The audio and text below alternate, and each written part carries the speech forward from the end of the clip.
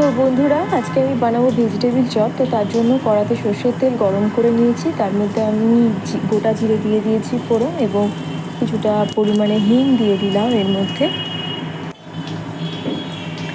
এবার যে সবজিগুলো ছিল এর মধ্যে আমি যেমন বিট, গাজর, মটরশুঁটি, ক্যাপসিকাম, তারপর বাঁধাকপি কিছুটা সমস্ত দিয়ে দিয়েছি। পেঁয়াজ কুচি, রসুন থেতো করে নিয়ে সমস্ত দিয়ে দিচ্ছি এর মধ্যে। আপনারা চাইলে পেঁয়াজ রসুন প্রথমে ভেজেও নিতে পারে। এবার আদা বাটা দিয়ে দিলাম। আপনারা চাইলে পেঁয়াজ রসুন বেটেও নিতে পারে, কিন্তু এভাবে করতে পারে, খেতে কিন্তু খারাপ হবে না। এরপর কিন্তু আমি কাঁচা লঙ্কা কুচনো দিয়ে দিয়েছি। ক্যাপসিকামটা এখন দিচ্ছি। আর হ্যাঁ, ফুলকপি দিয়েছি এর মধ্যে, কিছুটা পরিমাণে ফুলকপি দিয়েছি। আর সেদ্ধ করে রাখা কিছুটা আলু আমি এর মধ্যে কিন্তু দিয়ে দিয়েছি। আলুটাকে একটু গ্রেট করে নিয়েছিলাম যাতে শক্ত না থাকে মাঝখানে। তো এর মধ্যে একটু নুন দিয়ে দিচ্ছি। এর মধ্যে হলুদ গুঁড়ো দিয়ে দিচ্ছি।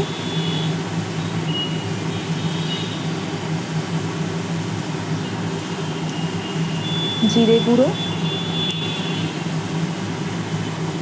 ধনে গুঁড়ো সব কিছু কিন্তু এর মধ্যে দিয়ে দিচ্ছি। গরম মশলা গুঁড়ো দিয়ে দিলাম। এবার নাড়াচাড়া করে কিন্তু আমি এটাকে কিছুক্ষণ ঢাকা দিয়ে দেব। তো দেখতেই পাচ্ছেন আমাদের কিন্তু এটা হয়ে গেছে। এর মধ্যে একটু চিনি মিশিয়ে দিলাম আমি, যেহেতু ভেজিটেবিল চপ একটু মিষ্টি মিষ্টি খেতে হয়।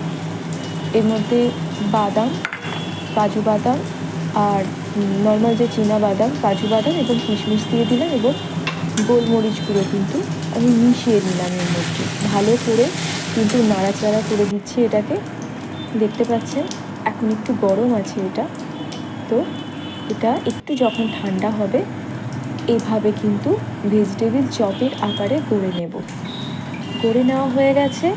এবার এগুলোকে আমি ডিমের গোলায় ডুবিয়ে নিচ্ছি। ডিমের গোলার মধ্যে কিন্তু একটু সামান্য গোলমরিচ গুঁড়ো, একটু নুন দিয়েছি। চাইলে আপনারা কর্নফ্লাওয়ার গুঁড়ো দিয়ে গুলে কিন্তু করতে পারেন। এবার বিস্কুটের গুঁড়োর মধ্যে এভাবে মিশিয়ে নিয়ে আমি এটা ভেজে নেব।